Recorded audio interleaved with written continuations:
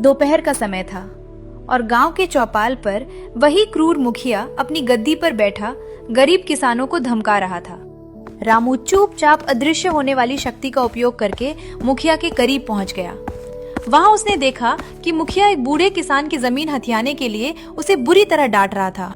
अगर कल सुबह तक तूने मेरा लगान नहीं चुकाया तो तेरी ये जमीन हमेशा के लिए मेरी हो जाएगी।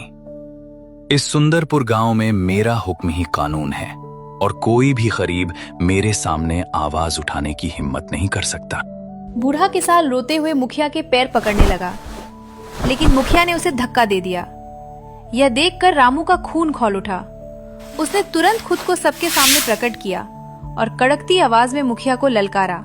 बस कीजिए मुखिया जी, बहुत हुआ आपका अत्याचार।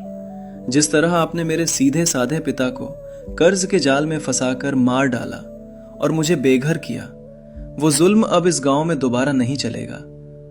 आज आपके पापों का घड़ा भरने वाला है। रामू को अचानक अपने सामने खड़ा देखकर मुखिया पहले तो चौंक गया, लेकिन फिर वो अपनी मूंछों पर ताव देते हुए जोर जोर से हंसने लगा और अपने लठैतों को इशारा किया। अरे देखो तो, ये अनाथ भिखारी वापस आ गया। इसकी इतनी हिम्मत कि ये मेरे सामने आकर बकवास कर रहा है। लठैतो, उठाओ अपनी लाठियां और इसकी हड्डियां तोड़कर इसे फिर से जंगल में फेंकाओ।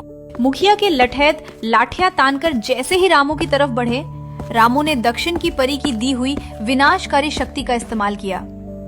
उसने अपनी उंगलियों से हवा में एक इशारा किया और लाल रंग की जादुई बिजली की किरणें उन लठैतों की लाठियों पर गिरी, जिससे उनकी लाठियां जलकर राख हो गईं और वे सब डरकर पीछे गिर पड़े।